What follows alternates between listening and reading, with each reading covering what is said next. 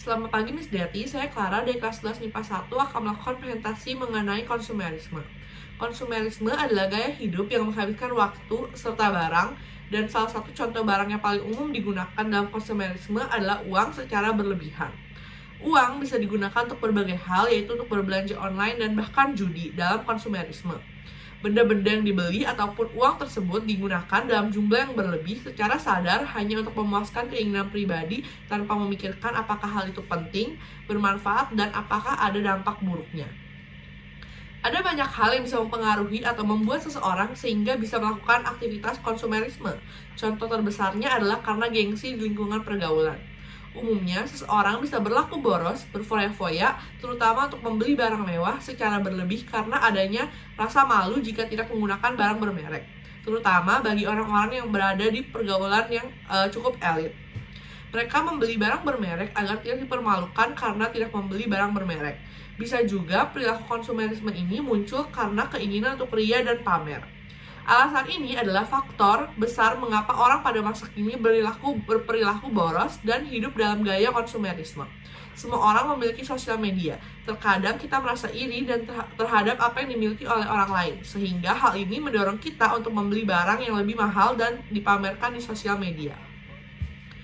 Perilaku konsumerisme ini mungkin menjadi perilaku yang dianggap normal pada masa kini.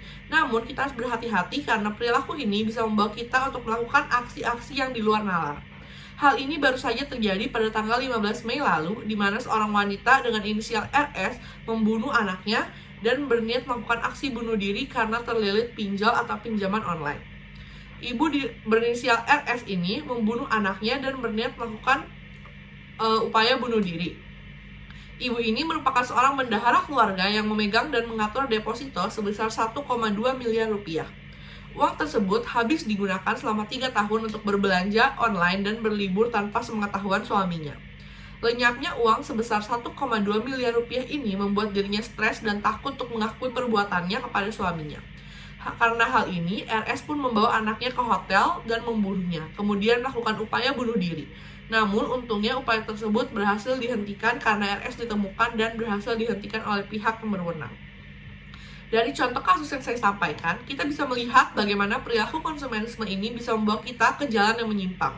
Dari berbelanja online, seluruh tabungan terkuras dan berakhir dengan melakukan hal yang begitu keji. Sebagai umat Kristen, kita memiliki Alkitab yang memberikan panduan tentang bagaimana kita harus menjalankan hidup agar sesuai dengan kehendak Allah. Uang merupakan hal yang penting dalam hidup kita di bumi, tapi kita harus juga ingat bahwa uang bukanlah segalanya. Kita harus bijak dalam menggunakan uang.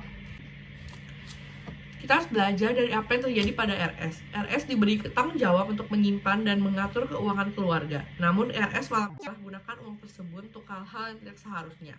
Padahal uang tersebut pasti didapatkan dengan cara yang sulit dan penuh usaha.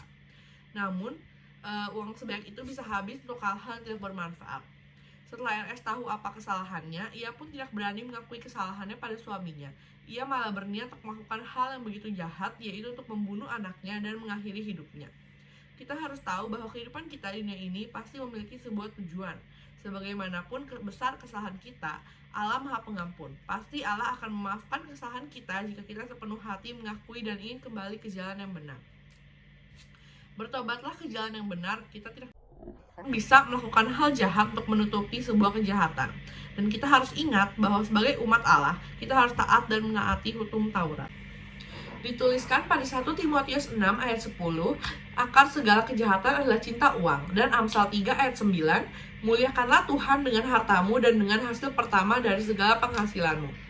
Jika kita memiliki obsesi terhadap uang, kita akan dibutakan oleh segala hal di sekitar kita dan menjadi orang yang sangat individualis dan egois.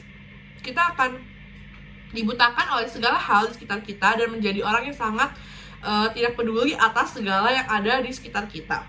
Kita harus selalu ingat bahwa segala yang kita miliki di dunia ini adalah titipan dari Tuhan. Kita harus menggunakan uang ataupun harta yang kita miliki dengan bijak dan tak lupa untuk berbagi pada sesama menggunakan apa yang kita miliki. Kita hidup di bumi ini sebagai makhluk sosial, yang berarti kita tidak bisa hidup sendiri dan hanya berpaku pada diri kita sendiri. Kita harus saling bergantung terhadap sesama kita. Maka kita harus ingat untuk melihat kondisi saudara di sekitar kita, membantu mereka sebisa mungkin. Karena itulah salah satu contoh nyata dari ajaran Allah, yaitu untuk memberikan kasih. Kita memberikan kasih terhadap orang lain dengan memperhatikan kondisi orang di sekitar kita, melakukan hal baik dari apa yang kita miliki. Sekian analisa saya mengenai topik konsumerisme. Terima kasih sudah menonton video saya. Tuhan memberkati.